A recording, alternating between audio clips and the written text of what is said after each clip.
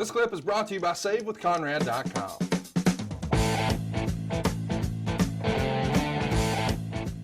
Did you work with Trump at all? I did. I worked with Trump all the way back to '88 when we did the WrestleMania 4 and 5 in Atlantic City. Well, let's do this. Let's take a real quick break and sell something. Because baby needs new shoes. You dirty bastard! You egg-sucking dog, Prichard. I will be back with Bruce. He's not an egg-sucking dog. Terry Funk may be an egg-sucking dog, but Bruce is not. And we'll talk to him more about some more brother love stuff and Donald Trump. How about that? You're listening to The Ross Report. Back with Bruce Prichard. You can follow him on Twitter at Bruce Prichard, Prichard, no T. And at Prichard Show, right, Bruce? That's right. Great podcast. Drops every Friday, folks. Something to wrestle with. Bruce Prichard. Can you put your goddamn name anymore on everything you're doing? Call Brandon, kid. Okay, before we went to the break, I mentioned, Trump and McMahon had their big thing, the billionaire haircutting gimmick in 2007. And the only reason that I can remember that is egocentrically, 2007 was the year that Lawler and I went into the Hall of Fame together. Dusty was the star of the class. Nick Bockwinkel was in the class.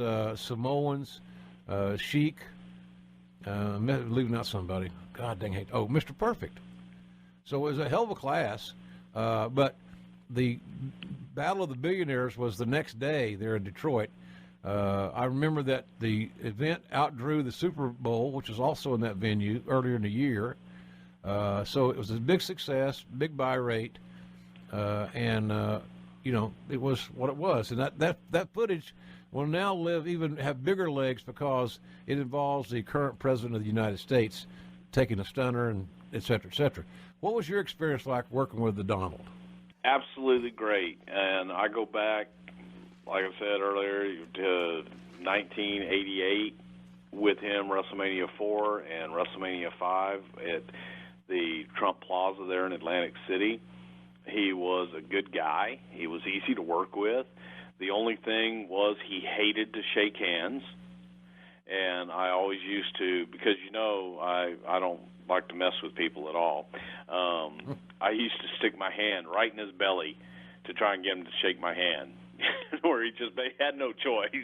Like, hey, shake my hand. Hey, buddy, good to see you. And then later on through the years, different events and different things.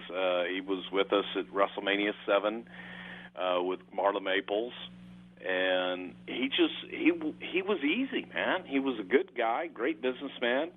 And, of course, for the entire promotion up until WrestleMania there in Detroit, I was responsible for babysitting the Donald and doing all those segments with him.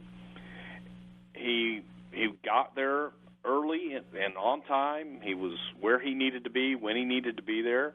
But the one thing that really impressed me the most, he had his private dressing room away from everybody, but he would come and hang out in the common area and watch the monitor with the boys.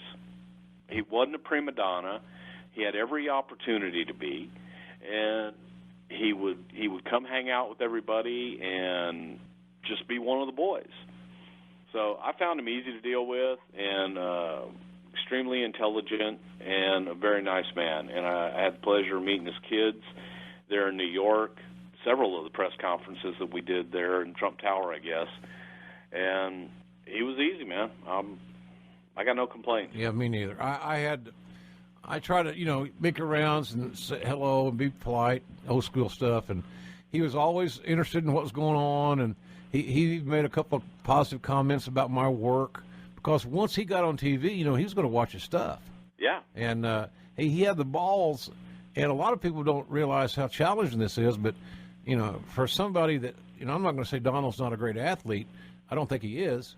I certainly was not. And when I had to get into matches or do physical things, I was always really uncomfortable doing it, not because I felt like it was beneath me, because by God, just wasn't very good at it. And I didn't want to, I wasn't trained at it. My bumps were horrible. My punches were bad and stiff and ugly, all that stuff. So, but he had the courage, Bruce, to take a stunner. He did the Luthez press on McMahon outside the ring one night on Raw. Yep. You know, he was willing to try things, and so I handed to him for that. He wanted to be on the team, and he was willing to play his role and do his role. So I'm just holding out hope that maybe he could be a good president. Hope Jim Cornette's not going to listen to this show. But damn, you know, like Trump. Look, JR, I thought you were my friend. Yeah. I know Bruce is a goddamn Republican, but you. Yeah. So anyhow, I thought he was a nice guy. And hey, look, I think he did that defiant Steve Austin gimmick. You know, I said this before. What your point is in this on branding, you're doing a great job branding your stuff. How's he going to become more identifiable with a common man better than putting on a baseball cap that says, "Let's make America great again," like he had them printed at Walmart? Exactly. He's got these custom-made suits and a baseball cap, a trucker's cap, you know, whatever. And I told somebody this the other day, I said, he got that idea from Austin, I believe.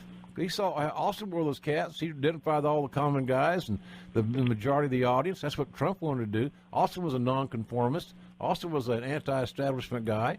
That's what Trump's trying to. That's what his deal was against the political, professional politicians. So I think he's a pretty shrewd cookie, quite frankly.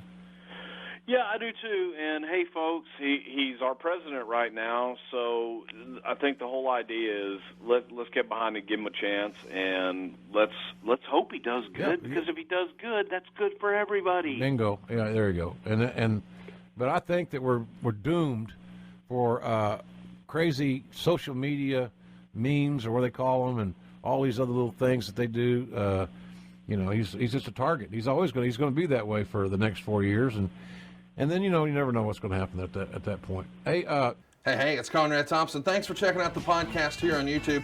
Be sure to hit the subscribe button and the notifications bell so you get a notice anytime we upload some new content. And go save yourself some money right now. If you're in a 30-year loan or you have credit card debt, it's not a matter of if I can save you money. It's a matter of how much. Find out right now for free at SaveWithConrad.com.